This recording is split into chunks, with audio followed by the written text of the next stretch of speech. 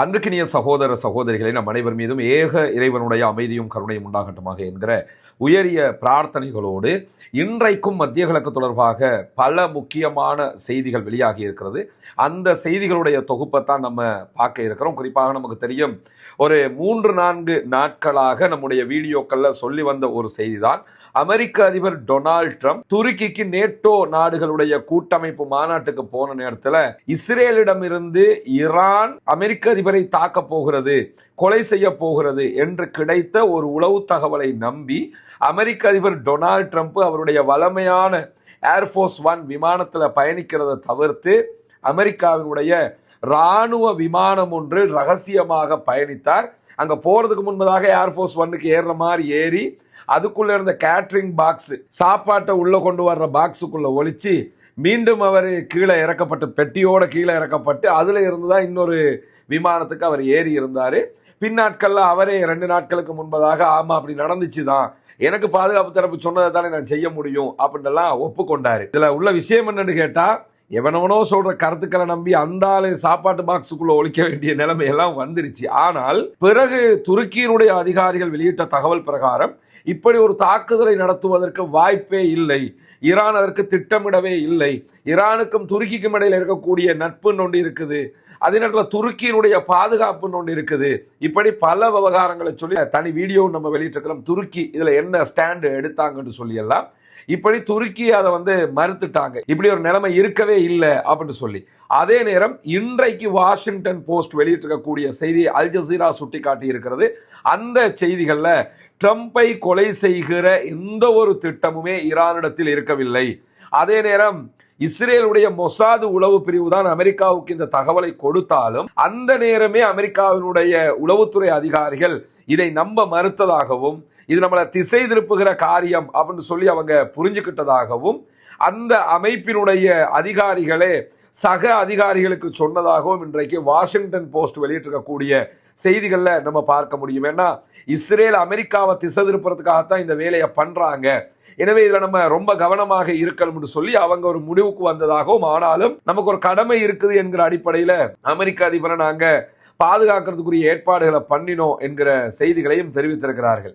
எது எப்படியோ அமெரிக்க அதிபர் டொனால்ட் ட்ரம்பை கேட்டரிங் பாக்ஸுக்குள்ள வச்சு அமுச்சு விட்டாங்கிற செய்தியை மட்டும் நம்ம பார்க்க முடிகிறது. ஆனால் இது இஸ்ரேலால் திட்டமிடப்பட்ட ஈரானையும் அமெரிக்காவின் சிண்டு முடிகிற வேலை என்பதை தற்போது அமெரிக்கர்களே புரிந்திருக்கிறார்கள். அதே நேரம் இன்றைக்கு வெளியாகி இருக்கக்கூடிய பல சோசியல் மீடியாவிலையும் பரவக்கூடிய ஒரு செய்தியாக மாறியது என்று கேட்டால், அமெரிக்க அதிபர் டொனால்ட் ட்ரம்ப் பதவி விலகப் போகிறார், அவருடைய இடத்திற்கு பிரிதொருவர் வரப்போகிறார், அதே நேரத்தில் அவர் தன்னுடைய ஃபேமிலியோட போய் செட்டில்ட் ஆக போறாரு அப்படிங்கிற ஒரு செய்தி பரவி கொண்டிருந்தது.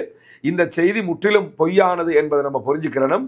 உண்மையிலே அந்த செய்தி உண்மையாக இருந்தால் பல பேருக்கு சந்தோஷம், அது வேற விவகாரம்.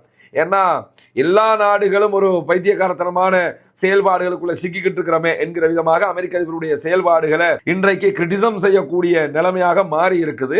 அதனால எல்லோருமே சந்தோஷப்படுவார்கள். ஆனால் அமெரிக்கா வெளியிட்டிருக்கக்கூடிய செய்திகள் பிரகாரம் அப்படி எந்த விதமான ஒரு முடிவும் எடுக்கப்படவில்லை என்றும் அமெரிக்காவினுடைய வெள்ளை மாளிகையின் செய்தி தொடர்பாளர் தான் இன்றைக்கு அவர் பதவி விலகி இருக்கிறார், அவருடைய காலம் முடிஞ்சதுனால பதவி விலகி இருப்பதாகவும், அவர் தன்னுடைய ஃபேமிலியோட போய் செட்டில்ட் ஆகி அடுத்த காரியங்களை பார்க்க போறாரு என்று அறிவித்ததை தான் மாறி அமெரிக்க அதிபர் பதவி விலக போகிறார் என்கிற விதமாக சொல்லி இருக்கிறார்கள் என்கிற செய்திகள் வெளியாகி இருக்கிறது. எனவே அமெரிக்க அதிபர் டொனால்ட் ட்ரம்ப் பதவி விலக போகிறாரு என்பது, பதவி விலகினால் சூப்பர் என்கிற ஆசை யாருக்கு இருந்தாலும் அவர் அப்படி விலகிற ஐடியா கிடையாது என்கிற செய்திகள் இன்றைக்கு சொல்லப்பட்டிருக்கக்கூடிய சூழல்ல, இன்றைக்கு அமெரிக்காவினுடைய பாதுகாப்பு செயலராக செயல்படக்கூடிய பீட் ஹெக்சன் வெளியிட்டிருக்கக்கூடிய ஒரு செய்தியை நம்ம பார்க்க முடியும். அதுல அவர் என்ன சொல்றாருன்னு கேட்டா, எங்களால் ஈரானை சுற்றி வளைத்து கொண்டு இருக்கவே முடியும், இப்ப ஈரானை அவங்க முழுவதுமாக ஆக்கியூபேட் பண்ணி வச்சிருக்கிறாங்க, சுற்றி வளைச்சு நிற்கிறதாக சொல்லிக்கிட்டு இருக்கிறாங்க, எனவே நாங்க ஈரான் மீதான இந்த தடையை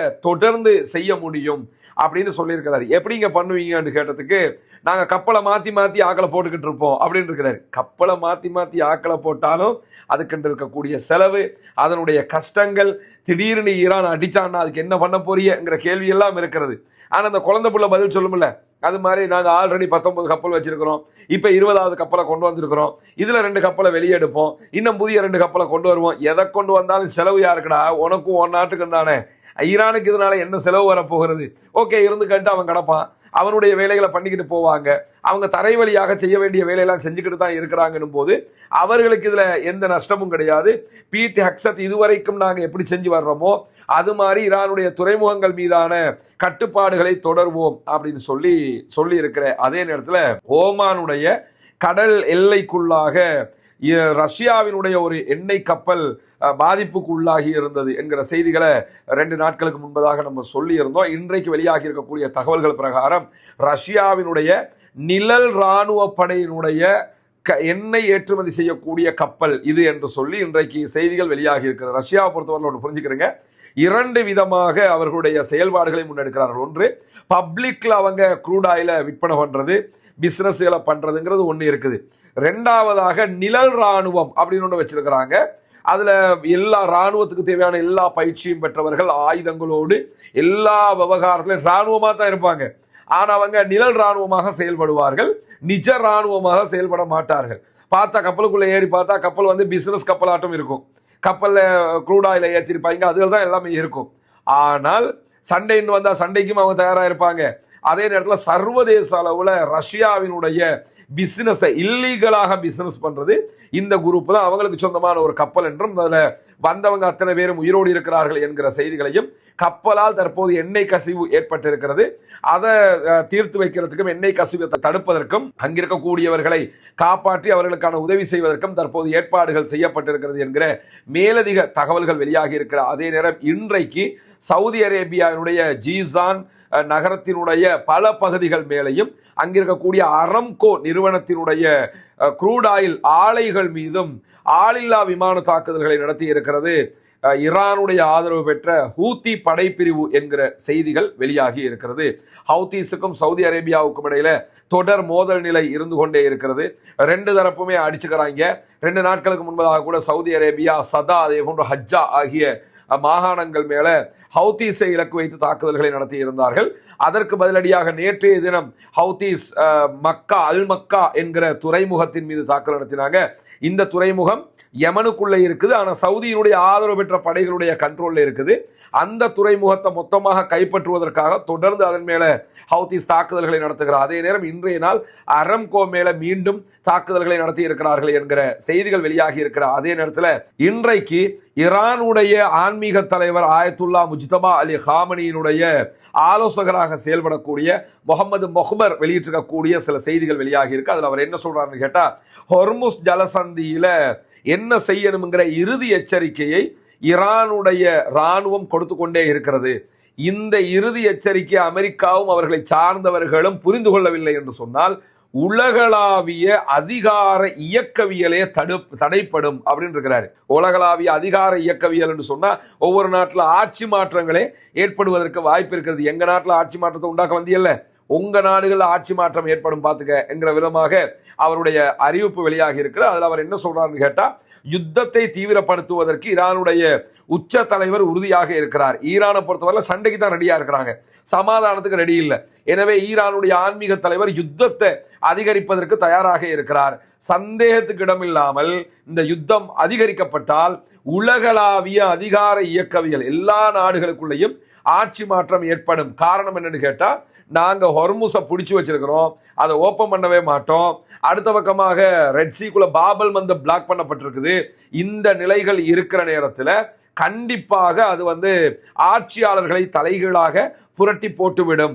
எனவே உங்களுக்கு இருக்கிற ஒரே சாய்ஸ் என்னன்னு கேட்டா, ஈரானுடைய நிபந்தனைகளை ஏற்றுக்கொள்வதுதான் என்கிற செய்திகளை இன்றைக்கு முகமது மொஹ்பர் ஈரானுடைய ஆன்மீக தலைவரின் மிக முக்கியமான ஆலோசகராக இருப்பவர் வெளியிட்டிருக்கக்கூடிய செய்திகள் முக்கியத்துவம் கருதி இன்றைக்கு வெளியிடப்பட்டிருக்கிறார். அதே நேரத்தில் அமெரிக்கா மீது ஈரான் நடத்தி வருகிற யுத்தத்தை பொறுத்தவரையில இந்த யுத்தம் ஆயுத ரீதியிலான சண்டையே கிடையாது. இந்த யுத்தம் ஈரான் அமெரிக்கா மீது தொடுக்கிற பொருளாதார யுத்தம் என்கிற செய்திகள் இன்றைக்கு வெளியாகி இருக்கிறது. ஏன்னா ஈரானை நம்ம வெளிப்படையா பார்க்கும்போது ஈரான் மேல அமெரிக்கா அட்டாக் பண்றாங்க, அமெரிக்கா மேல ஈரான் அட்டாக் பண்றாங்க என்கிற செய்திகளை தான் நம்ம பார்த்துக்கிட்டு இருக்கிறோம். இதனால யாருக்கு என்ன நஷ்டம்னு பார்த்தீங்கன்னா, சுத்தி வளைச்சிருக்கிற அரபு நாடுகளுக்கு பிசினஸ் பண்ண முடியல, அமெரிக்காவுக்கு அந்த நாடுகளை காப்பாற்ற முடியல. இதெல்லாம் உலகத்துக்கு இப்ப தெரிய வந்துருச்சு. இப்படி இருக்கக்கூடிய சூழல்ல அமெரிக்காவினுடைய பொருளாதாரம் சீர்குலைக்கப்பட்டு கொண்டிருக்கிறது. பாரிய செலவு இந்த யுத்தத்தில் அமெரிக்காவுக்கு ஏற்பட்டு கொண்டே இருக்கிறது. அதனால் அவங்களுக்கு அடுத்த கட்டம் நகர முடியாத நிலை இருக்கிறது. நவம்பர்ல எலெக்ஷன் வரை இருக்குது. அந்த எலெக்ஷன்ல டொனால்ட் ட்ரம்பினுடைய குடியரசுக் கட்சி வெல்ல வேண்டிய தேவை இருக்கிறது. ஆனால் உள்கட்சி தேர்தல்களிலே அவங்க பல இடங்களில் தோல்வி அடைந்து கொண்டு வரக்கூடிய சூழல் உருவாகி இருக்கிறது. அவர்களை வெற்றி பெற செய்வதற்காக இஸ்ரேலுடைய மொசாதினுடைய ஆதரவு பெற்ற ஜூவிஸ் லாபியாக இருக்கக்கூடிய ஐபேக் பாரிய அளவுல ஃபண்டு பண்ணி கொண்டே இருக்கிறாங்க. அதன் மூலமாகவும் அவரால் ஜெயிக்க முடியல, தொடர் தோல்விகளை சந்தித்துக் கொண்டு வருகிறார்கள். ஜூவிஸ் லாபியே அமெரிக்காவில் தோல்வி கண்டு கொண்டிருக்கிறது என்கிற ஒரு சூழல் உருவாகி இருக்கிறது. இப்படியான நிலையில அமெரிக்க அதிபருக்கு நவம்பர் தேர்தலில் அவருடைய கட்சி ஜெயிச்சிடணும், நெத்தனியாவுக்கு அக்டோபர் தேர்தலில் அவர் ஜெயிச்சிடணும். ரெண்டு பேருக்கும் தேர்தல் வர்றதுனால பாரிய இக்கட்டை அவர்கள் சந்தித்து வரக்கூடிய சூழலாக இது மாறி இருக்கக்கூடிய நிலையில தான் அமெரிக்கா மீது தற்போது ஈரான் நடத்துகிற யுத்தத்தை பொருளாதார யுத்தமாகத்தான் நாம் புரிந்து கொள்ள வேண்டும் என்று சொல்லி ஈரானுடைய தஹரான் பல்கலைக்கழகத்தைச் சேர்ந்த மிக முக்கியமான பேராசிரியர்களில் ஒருவர் இன்றைக்கு வெளியிட்டிருக்கக்கூடிய செய்திகளை அல் ஜசீரா சுட்டிக்காட்டுகிறார். அதே நேரத்தில் அமெரிக்காவை ஈரான் தோற்கடிக்க வேண்டும் என்றால், ஆல்ரெடி யுத்தத்தில் தோத்துட்டாங்க, மொத்தமாக அமெரிக்கா நாங்கள் தோத்துட்டோம் என்று சொல்லி வெளியே போகணும்னு சொன்னா அவங்களை எக்கானமிக்லி பாரிய பின்னடைவுக்கு தள்ள வேண்டும். இப்பவே நம்ம எடுத்துக்கிட்டோம்னா உலக நாடுகள் எல்லாமே பல நாடுகளும் கடனாளியாக இருக்கிறார்கள். அமெரிக்காவுக்கு பல நாடுகள் கடன் கொடுக்க இருக்குது. அதே நேரத்தில் மற்ற நாடுகள் இன்னும் சில நாடுகளுக்கு கடன் கொடுக்க வேண்டி இருக்குது. நம்ம நாடு மாதிரி நாடுகள் இந்தியாவுக்கு கடன் கொடுக்கணும், மற்ற நாடுகளுக்கு கடன் கொடுக்கணும். அதே மாதிரி IMFக்கு நம்ம கடன் கொடுக்கணும். இப்படி ஒவ்வொரு நாடுகளும் கடன்களை எடுப்பார்கள், கொடுப்பார்கள், இப்படி போகும். நம்ம எல்லாம் நினைச்சுக்கிட்டு இருப்போம் அமெரிக்காவுக்கு எந்த கடனும் கிடையாதுன்னு சொல்லி. அமெரிக்காவுக்கு கிட்டத்தட்ட 40 டிரில்லியன் அளவுக்கு கடனில் அமெரிக்கா சிக்கி இருக்கிறது என்கிற செய்திகள் எல்லாம் இருக்கிறது. எனவே பாரிய கடன் சுமை அமெரிக்காவுக்கு இருக்குது.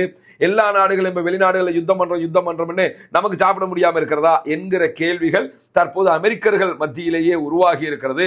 அமெரிக்கானா கனவு தேசம் என்கிற நிலை தாண்டி கஷ்டமான தேசம் என்கிற அளவுக்கு தற்போது நிலைமை தள்ளப்பட்டு கொண்டிருக்கிறதுனால அமெரிக்க தேர்தலில் தற்போது அமெரிக்க அதிபர் டொனால்ட் ட்ரம்பினுடைய கட்சிக்கு பெரிய பின்னடைவு ஏற்படுவதற்கான நிறைய வாய்ப்புகள் இருக்கிறது என்கிற செய்திகள் வெளியாகி கொண்டிருக்கிறது. இந்த நிலையில தான் ஈரான் என்ன பண்றாங்கன்னு கேட்டா, எங்களுக்கு நாங்க தெளிவாக இருக்கிறோம், எங்களுடைய நிபந்தனைகளை அமெரிக்கா ஒப்புக்கொண்டால் மட்டும்தான் அமெரிக்கா பொருளாதார பின்னடைவிலிருந்து தப்பிக்க முடியும். ஈரானுடைய பொருளாதாரத்தை முடக்கி ஈரானுக்கு பொருளாதார தடைகளை விதித்து ஈரானை இல்லாமலாக்கணும்னு போனாங்க. இப்ப ஈரான்காரன் ராணுவ ரீதியாகவும் அவர்களை இல்லாமலாக்கி பொருளாதார ரீதியாகவும் அவர்களை முடக்குகிற இடத்திற்கு தள்ளி இருக்கிறார்கள்.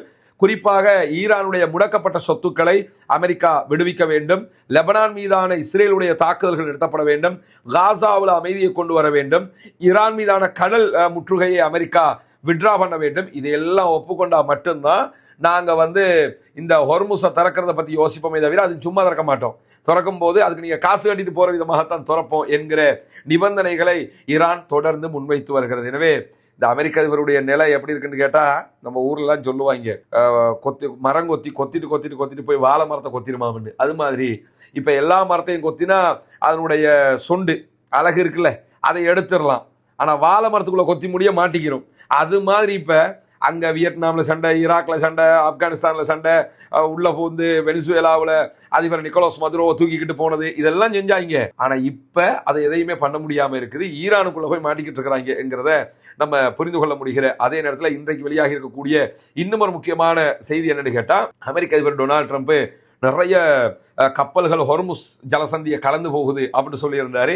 இன்னைக்கு அறிவிச்சிருக்கிறாங்க ஹொர்முஸ்ங்கிறது எங்க கண்ட்ரோல்ல இருக்குது, ஒரு சிங்கிள் கப்பல் கூட எங்கள்கிட்ட கேட்காம போக முடியாது, போனா அட்டாக் பண்ணுவோம், பண்ணிக்கிட்டும் இருக்கிறாங்க. எனவே அமெரிக்க அதிபர் சொன்னது பொய்ன்னு சொல்லி இன்றைக்கு ஈரானுடைய IRGC விடுத்திருக்கக்கூடிய அறிவிப்புகள்ல சொல்லி இருப்பது மட்டுமல்லாமல் இன்றைய நாள் ஈரான் விடுத்திருக்கக்கூடிய மிக முக்கியமான ஒரு செய்தியில ஈரானுடைய உளவுத்துறை தெரிவித்திருக்கக்கூடிய செய்திகள்ல அமெரிக்கா மற்றும் இஸ்ரேலிய உளவு அமைப்புகளோடு தொடர்புடைய 2 உறுப்பினர்களை இன்றைய நாளில் நாட்டினுடைய தென்மேற்கு பகுதிகளில் பாதுகாப்பு படையினர் கொன்றிருப்பதான செய்திகள் வெளியாகி இருக்கிறது. சிஸ்தான் மற்றும் பலுசிஸ்தான் பகுதிகளில் இருக்கக்கூடிய இடங்களை சீர்குலைப்பதற்காகவும் நாட்டுக்குள்ள குழப்பத்தை உண்டாக்கும் நோக்கிலையும் சில பேர் தாக்குதல்களை நடத்த முயன்றார்கள். அதுல 2 பேரை கொன்னுட்டோம், 4 பேரை உயிரோட பிடிச்சிருக்கோம். இவங்க மொசாதினுடைய அமெரிக்காவினுடைய உளவாளிகளாக செயல்பட்டவர்கள் என்கிற செய்திகளையும் சொல்லி இருக்கிறாங்க. தொடர்ந்து உளவாளிகளை தட்டி தூக்குகிற வேலையும் ஈரான் செய்து வருகிறார். அதே நேரம் ஈரானுடைய ஃபாரின் மினிஸ்டர் அப்பாஸ் அராக்சி சற்று நேரத்துக்கு முன்பதாக எக்ஸ் தளத்திலே வெளியிட்டிருக்கக்கூடிய ஒரு பதிவில் என்ன சொல்லியிருக்கிறார்னு கேட்டா, அமெரிக்கா அமெரிக்காவுடைய தோல்விக்கு காரணமே அமெரிக்காவுடைய மோசமான உளவு தகவல்கள் தான். ஈரானை பற்றி மொசாது சொன்னதெல்லாம் நம்பி முடிவெடுத்தாங்க. அதே மாதிரி அமெரிக்காவுடைய உளவுத்துறையே ஈரானை பற்றி தவறான பிழையான ஒன்றுக்கு உதவாத தகவல்களை தான் கொடுத்துக்கிட்டு இருந்தாங்க. அதை நம்பி யுத்தம் பண்ண வந்து கடைசியில் மாட்டிக்கிட்டீங்களா, என்ன இருக்குன்றே தெரியல. ஆனால் வர முன்னாடியே சொன்னாங்க சேர்த்து குழிக்குள்ள புதஞ்சிக்கிருவீங்க அப்படின்னாங்க. அதே மாதிரி தற்போது ஈரானுக்குள்ள புதஞ்சு நிற்குது அமெரிக்காங்கிறத நம்ம பார்க்க முடிகிறது. அதே நேரம் இன்றைக்கு மேலதிகமாக வெளியாக இருக்கக்கூடிய ஒரு செய்தி பிரகாரம் இன்றைய நாள் ஈராக்கினுடைய உயர்மட்ட பாதுகாப்பு குழு ஒன்று சவுதி அரேபியாவுக்கு போயிருக்கிறது. சவுதி அரேபியா ஆல்ரெடி பாகிஸ்தானோட ஒரு அக்ரிமெண்ட் போட்டிருக்கிறாங்க. தற்போது துருக்கி, பாகிஸ்தான், சவுதி ஒப்பந்தம் போடப்பட்டிருக்கு. பாகிஸ்தானுக்கும் குவைத்துக்கும் இடையில ஒரு அக்ரிமெண்ட்டுக்கு வந்திருக்கிறாங்க.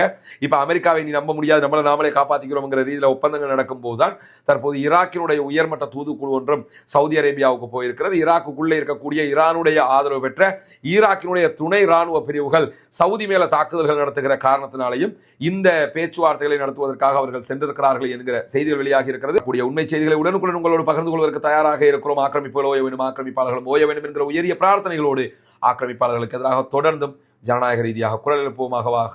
அல்ஹம்துலில்லாஹி ரப்பில் ஆலமீன். சுந்தோஸ் முகமது இம்தியாஸ் என்ற எனது யூடியூப் சேனலை சப்ஸ்கிரைப் செய்யுங்கள். நன்றி உறவுகளே.